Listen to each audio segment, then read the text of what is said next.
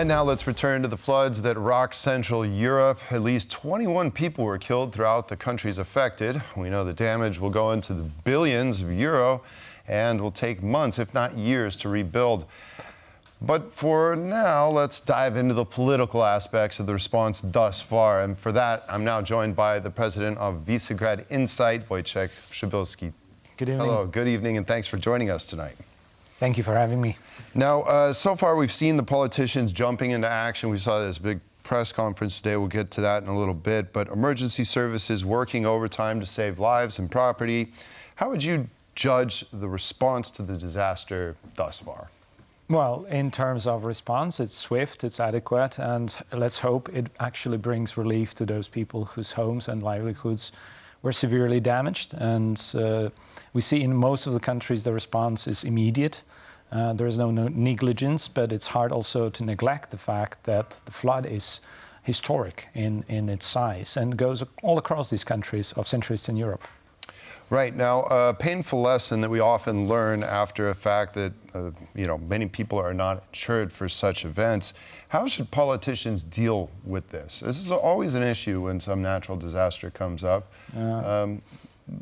It's a thin line they're walking, right? I mean, in any democratic game, and politicians are always in this game for electoral votes and popularity. They need to balance the statement's craft, which is basically responsibility and supervision of the authorities. Also the principle of subsidiarity, so that the lowest and the most effective help needs to be prioritized so they don't disturb.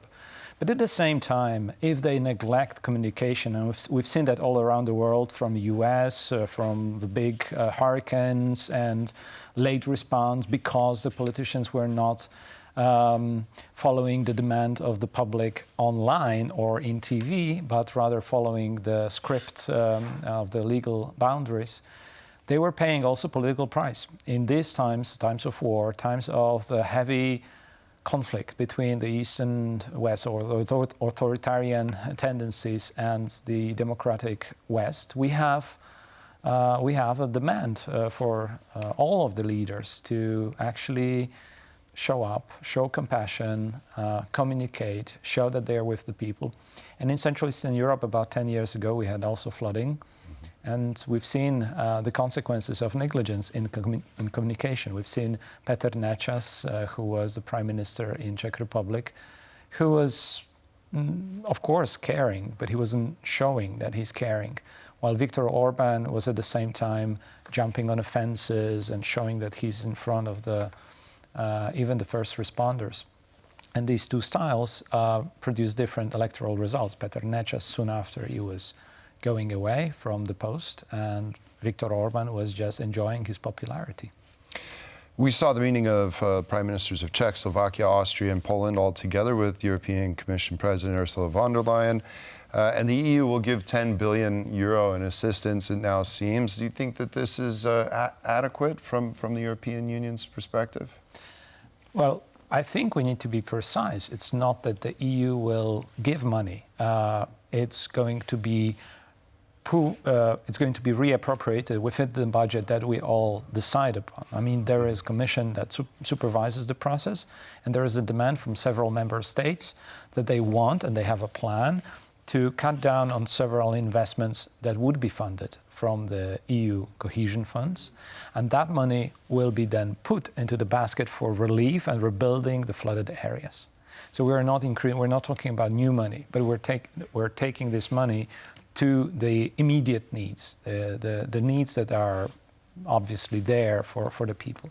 In many cases, it seems like possibly new money, because there is a certain amount of the budget that would remain not utilized, and that always is part of every year, that not all of the EU funds are being utilized. So I think 10 billion in the scope of for so many countries, in the scope of the general budget of the EU, that is not that much. Do you think it's possible that that number could grow?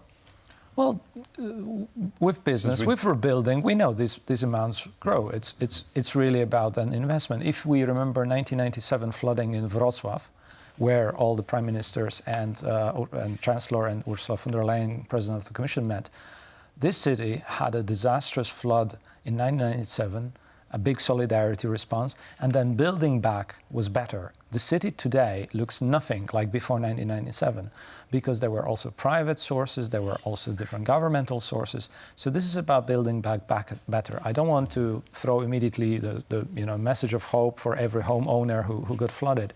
But of course, this is an opportunity and we should look at it, especially that such crises are going to hit us again and again because of the climate change. Well, yes, we do see, when we see these big floods, they tend to happen in the same areas, yeah? So we've seen that 10 years ago, we saw that again in 1997. Another political factor that we need to look at is infrastructure.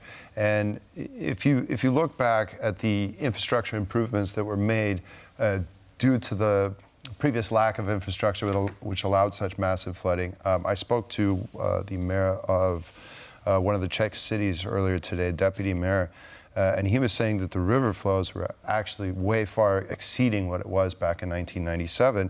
But probably infrastructure, many billions will probably need to be spent on infrastructure. What are you hearing in the Polish media as far as that's concerned?